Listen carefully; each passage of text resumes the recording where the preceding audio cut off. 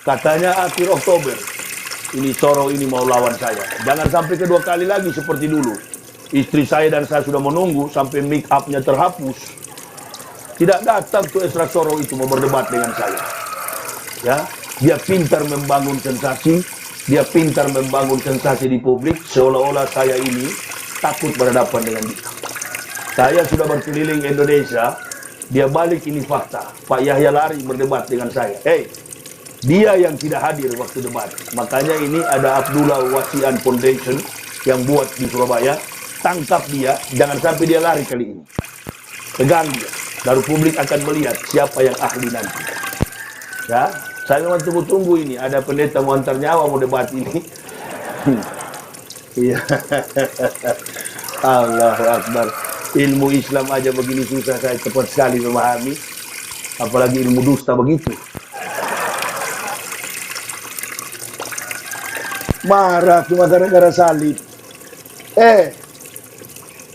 Yang paling paham soal salib itu bukan Ustadz Somad, bukan juga si kafir yang ngomong di YouTube itu, Esra Soro itu bukan. Yang paham soal salib itu nih yang lagi bicara.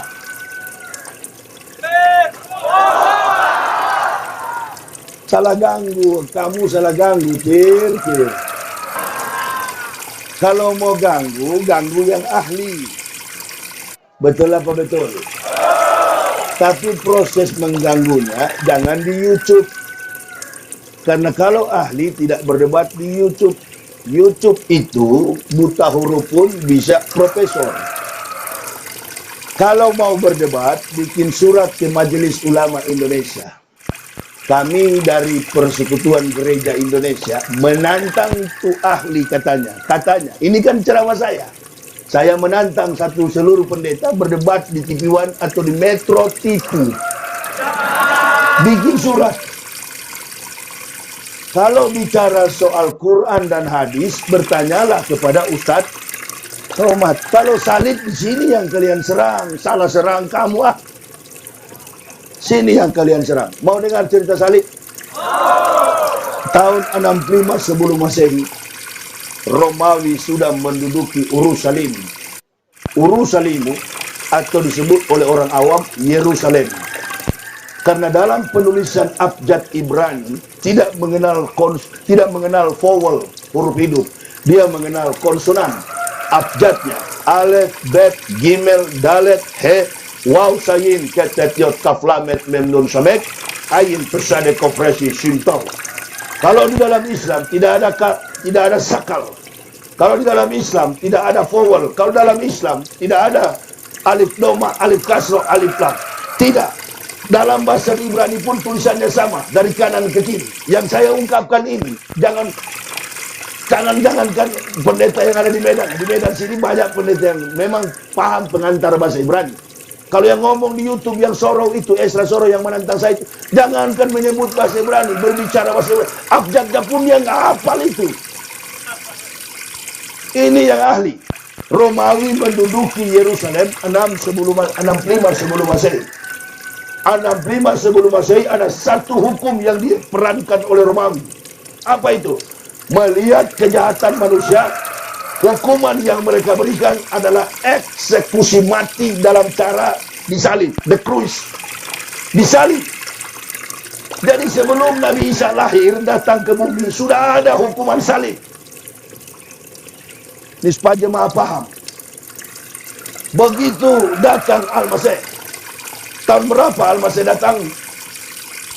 Katanya 25 Desember. Kawan, 25 Desember itu hari kelahiran anak dewa matahari.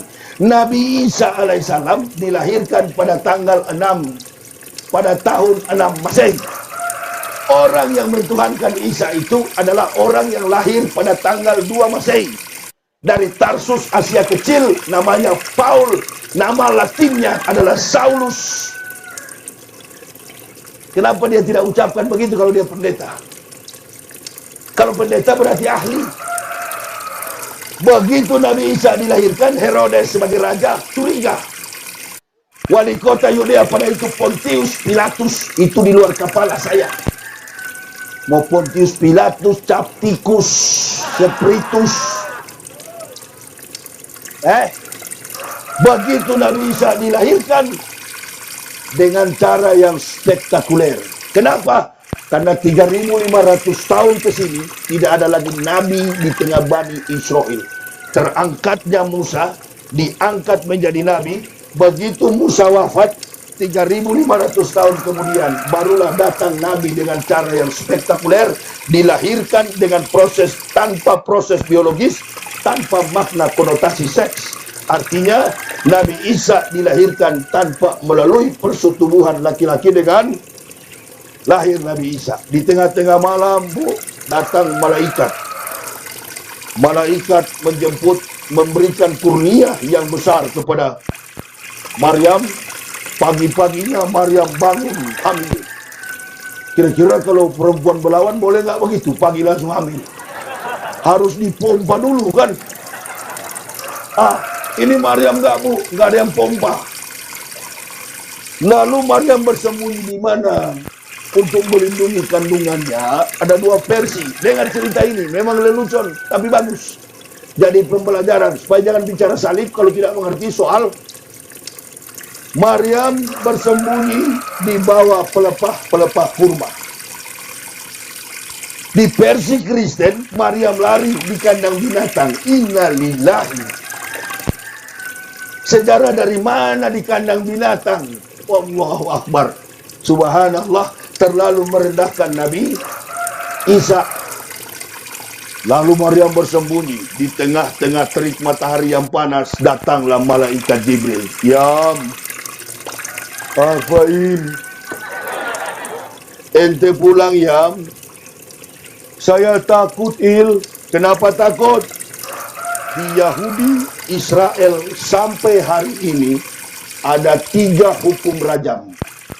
Ketemu wanita berzina, hamil tanpa suami, rajam dengan batu. Ketemu anjing, rajam dengan batu. Hukum yang ketiga, hukum rajam di Israel, ketemu orang kusta, rajam dengan batu. Kenapa? Karena wanita hamil tanpa suami, anjing, hewan anjing, dan orang kusta dianggap kutukan najis, maka harus dirajam dengan batu. Mereka mau merajam. Maryam takut pulang ke rumah. Saya takut pulang ke kampung, kata malaikat Jibril, malaikat pemberi wahyu. Pulang saja, ya. Orang tuamu menunggu kurnia besar yang akan terjadi bagi jalan tauhid kehidupan Bani Israel. Pulang Maryam ke rumahnya. Sudah dilihat oleh ahli Taurat, orang-orang Yahudi, ahli kitab. Dan ada satu ahli astronomi pada waktu itu, ahli perbintangan yang telah melihat hal itu. Kelompok Majusi, orang-orang Majus. Kalau di Kristen disebut orang-orang Majus, kalau di Islam disebut dengan Majusi. Ini sejarah di luar kepala kalau pendeta. Sebenarnya saya nggak mengungkapkan begini. Supaya ini manusia goblok ini paham. Iya ya. Oh, kita ustadz ini lengkap dengan jubah masing-masing. Ada yang jago hadis, ada yang jago soal kafir. Kalau di begini-begini, jangan, itu memang bidang saya. Amplop, dibagi-bagilah. Turun ayat itu, pulang Maryam. Tapi takut-takut si Maryam. Datang ke rumah, tidur di pembaringan, waktunya untuk melahirkan. Tahun 2016, Habib Rizik pernah dilapor. Seluruh mahasiswa Kristen melapor Habib Rizik. Padahal beliau cuma bertanya, kalau Nabi Isa dilahirkan, siapa bidan yang menangani? Marah si kafir. Kalau saya pada waktu itu masih kafir, saya akan jawab, yang melahirkan, yang menuntun untuk kelahiran bayi Isa ini, atau dalam bahasa Ibraninya Yeshua Hamashiach ini adalah Ananias beserta istrinya. Karena istri Ananias itu ahli media kebidanan. Paham? Jadi nggak usah marah. Yang menuntun Maryam, yang membawa Maryam melahirkan bidan yang bernama Ananias dan istrinya. Begitu lahir Nabi Isa, sesuai dengan adat istiadat orang Israel. 8 hari Nabi Isa dilahirkan, langsung disunat. Mana Ustaz pembenaran itu? Baca saja dalam Lukas pasal 2, kitab Kristen ayat 21. Pada hari yang ke-8, anak itu dilahirkan, disunat dan diberi nama Yesus. Di Makassar saya pernah ceramah begini, ada kafir yang tersinggung. Saya bilang Nabi Isa disunat, orang Kristen nggak sunat. Nabi Isa masuk surga, orang Kristen ke neraka. Marah dia. Omong kosong tuh Yahya itu. Nggak betul tuh Yahya itu. Nabi Isa dibaptis. Pak RT lapor, Ustaz dia marah-marah Ustaz. Katanya tidak ada Nabi Isa disunat. Dia ada Alkitab nggak di rumah? Ada. Ayo kita serang ke rumahnya. Ambil kitabmu, ada berapa banyak di rumahmu? Ada 4, turunkan semua. Yang dari terjemahan British London, silakan turunkan. Yang dari bahasa Jerman, Dutch, Belanda, baca. Lukas pasal 2 ayat 21. Coba kau baca, Yesus dibaptis atau disunat? Dia baca. Pada hari yang ke-8, anak itu dilahirkan dan Terus saya bilang, enggak, ini kenapa? Jangan salahkan saya kafir, salahkanlah pendetamu, dia sudah ajar salah kau. Kau cuma dedengkot, saya ini sudah dedengkotnya, mbahnya, datuknya kafir. Kau pegang Alkitab, saya tak punya, saya tahu isinya semua itu. Menafsirnya secara letterlek, alegoris, historis, kritis, sistematis, teologis, dan pandangan antropomorfistis. Saya paham dalam simbol-simbol Kristen, karena saya rektor di sana lama. Saya kira ini Bapak Ibu, saya mau kasih tahu agenda dakwah saya.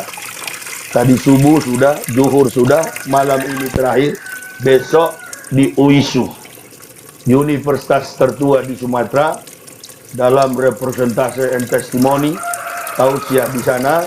Jam 9 pagi, siangnya insya Allah ada kajian zuhur, malam di Masjid Al-Hikmah. Istri saya tadi ngomong, Pak, tanggal 3 itu di Kampar Riau. Saya sudah lihat Google Maps, hati-hati kamu, bisa nggak jaraknya begitu jauh? Insya Allah. Mohon doa dari jemaah supaya kami tiba di Kampar. Dari Kampar Riau, tanggal 4-5 di Jambi, 6 di Citraland Palembang, 7 di Ulu Jami Tangerang, 8 Jadwal Jakarta, 9 sampai 11 di Bandung, 12 Purwakarta, 13 istirahat, 14 sampai 17, 18 di Batam.